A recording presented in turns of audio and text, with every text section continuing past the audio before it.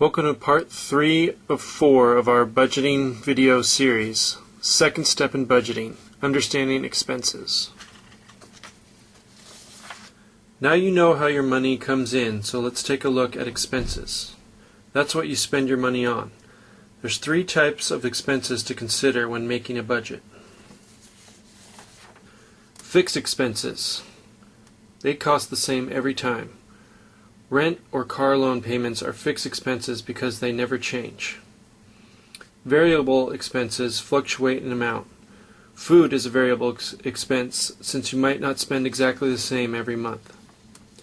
Periodic or occasional expenses are bills you don't pay every month, such as your car insurance that only comes due every 6 months. Understanding the differences in expenses is important when it comes time to set up your budget. Don't worry if you put a few items in the wrong category, but having the general guidelines will make your budget actually livable. Take a look at these expenses. Are they fixed, variable, or periodic? You can pause the video if you need more time to figure it out.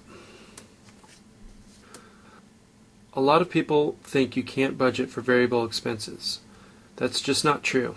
You can set a range for variable expenses or a total you don't want to exceed. That way you can still have flexibility while staying within your budget. You should always pay yourself first. It doesn't matter if you make a lot of money or a little. You should put at least 10% of your earnings into a savings account as soon as you're paid. The amount isn't as important as the time the money has to grow with interest. It adds up quicker than you think.